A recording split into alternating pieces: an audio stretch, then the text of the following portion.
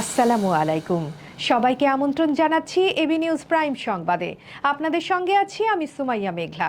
শুরুতেই জানিয়ে দেব সংবাদ শিরোনাম। সংসদে পাশ হলো ঢাকা সেন্ট্রাল ইউনিভার্সিটি বিল। গণভোটের রায় দ্রুত বাস্তবায়নের দাবি মঞ্চ ২৪-এর আহ্বায়কের। গণভোট বাতিলের দাবি প্রতারণা অভিযোগ গোলাম পারওয়ারের। খুলনায় ডিপো থেকে অকটেন চুরি করতে গিয়ে আটক ৫। কুষ্টিয়ায় কবরস্থান উন্নয়নকে কেন্দ্র করে সংঘর্ষ, ঢাবিতে পরিবেশ বান্ধব ক্যাম্পাস গড়তে কর্মসূচি।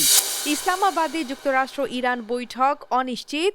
লেবানন ইস্যুতে নতুন উত্তেজনায় আলোচনার পথ জটিল। ইসরায়েল হিজবুল্লাহ নতুন সংঘর্ষে উত্তেজনা বাড়ছে, শান্তি আলোচনার আগে লেবানন ইস্যুতে অনিশ্চয়তা। আন্তর্জাতিক ক্রিকেটে এক ইনিংসে ৯ উইকেট নিয়ে বিশ্ব রেকর্ড, ফিফা বিশ্বকাপে রেফারিংয়ের নতুন রেকর্ড। দর্শক, এতক্ষণ শুনছিলেন শিরোনাম, এখন বিস্তারিত। অন্তর্বর্তী সরকারের জারি করা ঢাকা সেন্ট্রাল ইউনিভার্সিটি অধ্যাদেশ ২০২৬ এবার সংসদে বিল আকারে পাস হয়েছে। শুক্রবার জাতীয় সংসদের প্রথম অধিবেশনের ১৩তম দিনে শিক্ষামন্ত্রী আ.ন.ম এহসানুল হক মিলন ঢাকা সেন্ট্রাল ইউনিভার্সিটি বিল ২০২৬ উত্থাপন করেন, যা পরে কণ্ঠভোটে পাস হয়।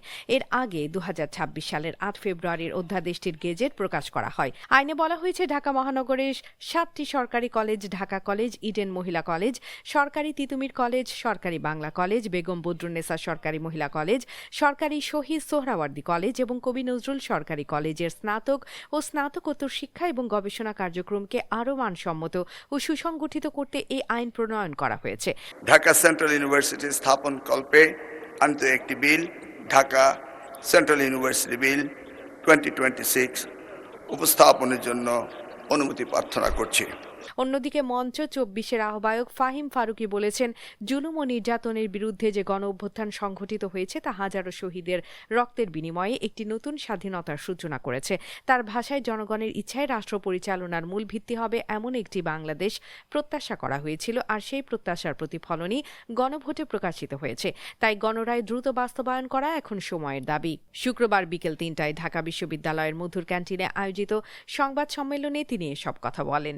ফাহিম ফারুকে আরও উল্লেখ করেন, জনগণের অংশগ্রহণে অর্জিত এই গণরায়কে সম্মান জানাতে হবে এবং রাষ্ট্র পরিচালনায় জনগণের মতামতকে সর্বোচ্চ গুরুত্ব দিতে হবে। এখানে ফ্যাসিবাদ বিরোধী আন্দোলন রাজনৈতিক দল নেতাকর্মীরা থাকবে এবং আমরা মনে করছি এই পরিবেশ যদি স্বরাষ্ট্র উপদেষ্টা তৈরি করতে চাই, নিজেকে যদি চেয়ার থেকে অপমানিত করে নামাতে চাই, তাহলে সে অপরাধীকে গ্রেফতার করবে না, নচেত অপরাধীদেরকে আজকের ভিতরে গ্রেফতার করতে হবে। গ্রেফতার করতে ব্যর্থ হয় এবং সরকার যদি বলে সে দিল্লি চলে গেছে, তাহলে এই সরকারকে কীভাবে দিল্লি পাঠাইতে হয় সেই সিদ্ধান্ত নেব আমরা। এই রক্তের উপর দাঁড়িয়ে, আবু সাইদ ওয়াসিম মুগ্ধের উপর রক্তের উপর দাঁড়িয়ে তাদেরকে কোনো আধিপত্যবাদী দিল্লির প্রেসক্রিপশন অনুসরণ করতে দেওয়া হবে না।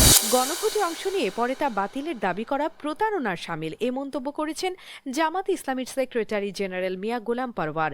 শেরপুর ও বগুড়ার উপনির্বাচনে ভোট কারচুপি, হামলা, জুলুম ও নির্যাতনের অভিযোগ তুলে শুক্রবার বাইতুল মোকাররম মসজিদ প্রাঙ্গণে আয়োজিত সমাবেশে প্রধান অতিথির বক্তব্যে তিনি এ মন্তব্য করেন। গোলাম পারওয়ার বলেন, বগুড়ার নির্বাচনে যে হামলার ঘটনা ঘটেছে, দায়ীদের আইনের আওতায় আনতে হবে। তিনি দাবি করেন, এই দুই আসনে নির্বাচন বাতিল করে নতুন তফসিল ঘোষণা করতে হবে। এই হামলার মধ্য দিয়ে যে রায় বাংলাদেশের মানুষ দিয়েছে, অন্য মন্ত্রীরাও দিয়েছে, আমরাও দিয়েছি, তাহলে আপনার কাছে প্রশ্ন, আপনি কি আপনার দেওয়া ভোটের ফলাফলকে অস্বীকার করবেন? তাহলে আপনি বলেন দাঁড়িয়ে যে না, আমি 12ই ফেব্রুয়ারিতে ভোট দেই নাই, তাই আপনি বলেন। তাহলে এই জাতি বলবে না আপনি দ্বিচারিতা করেননি, প্রতারণা করেননি। আর যদি তা না বলবেন যতক্ষণ, তাহলে আপনার দেওয়া ভোটকে আপনি অস্বীকার করেন সাহস থাকলে মানুষের কাছে দাঁড়িয়ে। অন্যদিকে খুলনায় ডিপোর ভেতর ট্যাঙ্ক লরি থেকে অকটেন চুরি করতে গিয়ে ৫ জনকে হাতে নাতে আটক করা হয়েছে। শুক্রবার দুপুরে এনএসআই খুলনা মেট্রো কার্যালয়ের তথ্যের ভিত্তিতে পদ্মা ডিপোর ভেতর অভিযান চালিয়ে তাদের আটক করা হয়। ঘটনাস্থল থেকে ১০ লিটার অকটেনও জব্দ করা হয়েছে।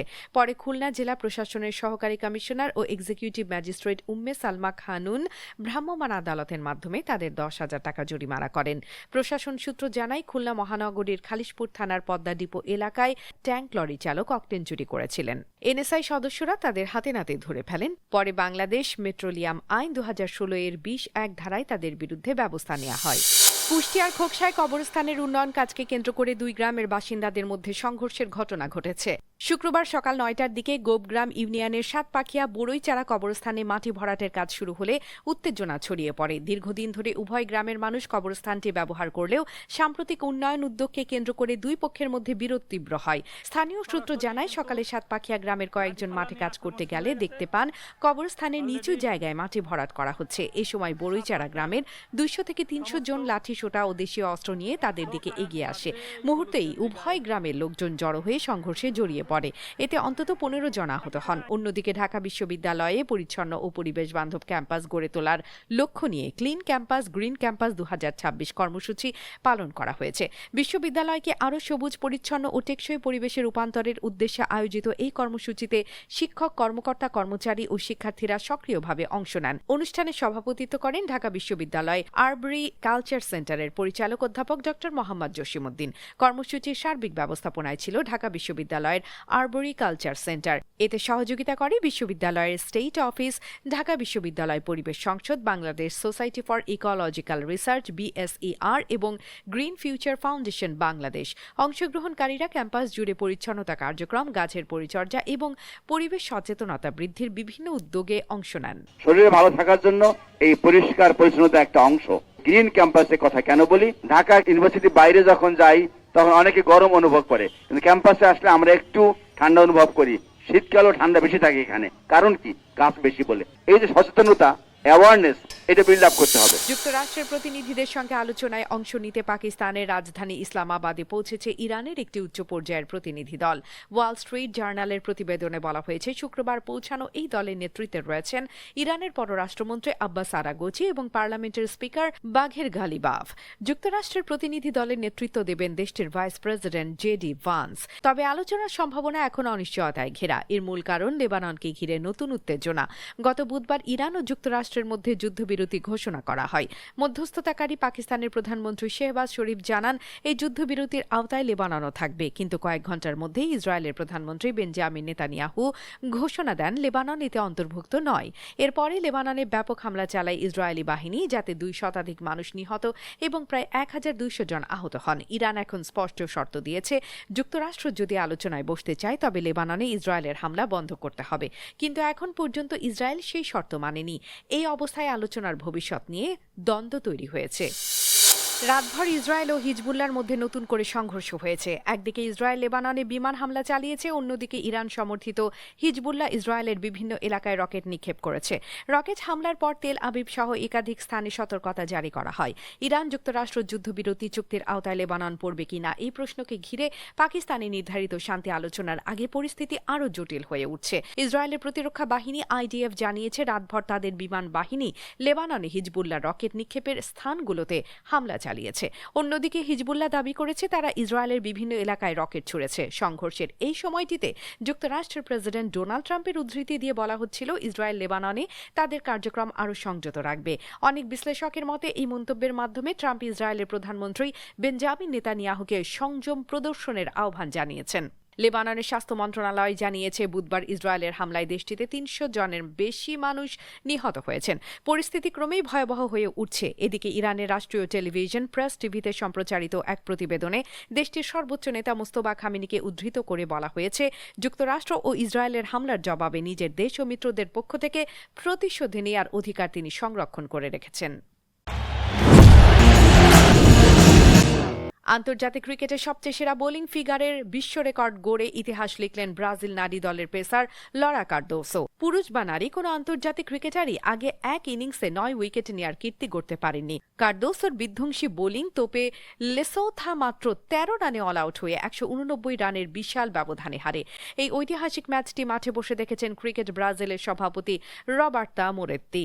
স্লিপে ফিল্ডিং করা এই ক্রিকেটার সতীর্থকে নিয়ে উচ্ছ্বাস প্রকাশ করে বিবিসি স্পোর্টসকে বলেন, লরার বয়স মাত্র ২১ এবং তিনি বিশ্বাস করেন একদিন ইংল্যান্ড অস্ট্রেলিয়ার মতো দেশে এলিট লেভেলে খেলবেন এই পেসার। অন্যদিকে বিশ্বকাপ মানে ব্রাজিল ও আর্জেন্টিনাকে ঘিরে আলাদা উন্মাদনা। তবে এবার মাঠে নামার আগেই দুই দেশ গড়ল নতুন রেকর্ড, তাও আবার লিওনেল মেসি ও নেইমারের মতো তারকা ছাড়াই।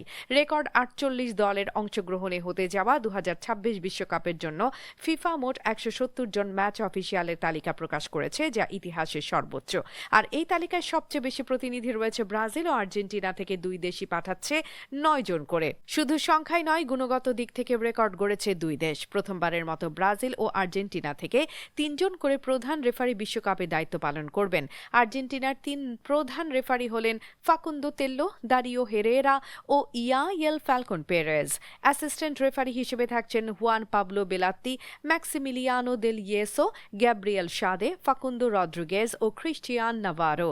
ভিএআর অফিসিয়াল হিসেবে থাকছেন হার্নান মাস্ত্রাঙ্গেলো। দর্শক, এতক্ষণ আমাদের সঙ্গে থাকার জন্য ধন্যবাদ। সর্বশেষ সংবাদ পেতে ভিজিট করুন আমাদের ওয়েবসাইট www.abnewsinternational.com-এ। সেই সঙ্গে নিয়মিত ভিডিও নিউজ পেতে আমাদের ফেসবুক পেজ ও ইউটিউব চ্যানেলে চোখ রাখুন।